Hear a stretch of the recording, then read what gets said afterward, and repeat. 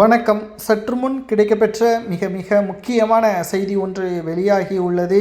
அதிமுகவில் மீண்டும் துணை முதல்வராக ஓபிஎஸ் அவர்கள் இருந்திருக்க முடியும். எடப்பாடி பழனிசாமி அவர்கள் கூட்டணிக்கு சென்ற டிடிவி தினகரன் அவர்கள் தற்பொழுது தேனியில் செய்தியாளர்களது சந்திப்பின் பொழுது தெரிவித்துள்ளார். அதிகப்படியான ஆசை ஓபிஎஸ் அவர்களை வளர்த்துவிட்ட ஒட்டுமொத்த ஆதரவாளர்களும் பிற கட்சியில் இணைந்து விட்டார்கள். தற்பொழுது ஓபிஎஸ் தனியாக நிற்பது எனக்கு கவலை அளிப்பதாகவும் தற்பொழுது டிடிவி தினகரன் அவர்கள் கூறியுள்ளார்.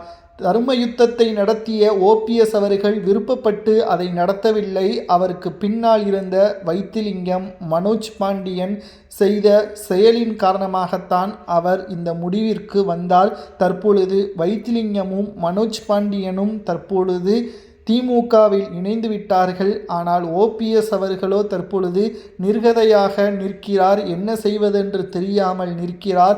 அவசரப்பட்டு நீதிமன்றத்திலும் பல்வேறு வழக்குகளை தொடர்ந்து விட்டார்.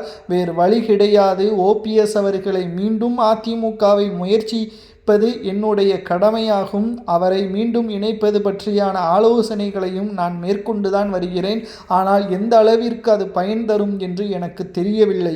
ஒருவேளை தர்ம யுத்தத்தை ஓபிஎஸ் அவர்கள் நடத்தாமல் இருந்திருந்தால் நிச்சயம் 2026 சட்டசபை தேர்தலில் ஓபிஎஸ் அவர்கள் எப்பொழுதும் போல துணை முதல்வராகவே இருந்திருப்பார்.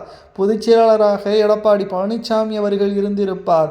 ஆனால் அவசரப்பட்டு வைத்திலிங்கம், மனோஜ் பாண்டியனின் பேச்சை கேட்டு தற்பொழுது அரசியலில் ஓரம் கட்டப்பட்டு விட்டார் என்ற தகவல் தற்பொழுது தேனியில் டிடிவி தினகரன் அவர்கள் பேசியுள்ளதுதான் அதிமுகவின் அரசியல் வட்டாரத்தில் பரபரப்பை ஏற்படுத்தியுள்ளது. அதிமுகவின் உண்மையான தொண்டர்களுக்கு கவலையே என்ன தெரியுமா? எடப்பாடியை பற்றி அதிகமாக பேசியது டிடிவி தினகரன் தான். ஆனால் இப்பொழுது டிடிவி தினகரன் கூட்டணிக்கு வந்த பிறகு நல்லவராக மாறிவிட்டார். ஆனால் அதிமுகவின் உண்மையான தொண்டர்களுக்கு ஆதரவாகவும் பக்கபலமாகவும் இருந்த ஓபிஎஸ் அவர்கள் கெட்டவராக மாறிவிட்டாரா என்ற கேள்விதான் அதிமுகவின் உண்மையான தொண்டர்களுக்கு தற்பொழுது அதிர்ச்சியையும் ஏற்படுத்தியுள்ளது.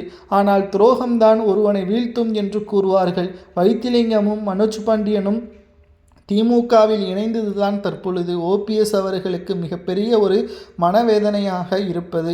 மேலும் ஓபிஎஸ் அவர்கள் திமுகவில் இணைந்தால் அது நிச்சயம் மக்களும் தொண்டர்களும் ஏற்றுக்கொள்ள மாட்டார்கள். ஒன்று, முழுமையாக அரசியலில் அவர் விலக வேண்டும். இல்லை என்றால் திமுகவை எதிர்த்து அதிமுகவிற்கு ஆதரவாக அவர் தொடர்ச்சியான முயற்சிகளையும் பிரச்சாரங்களையும் மேற்கொள்ள வேண்டும் என்றும் கூறப்படுகிறது.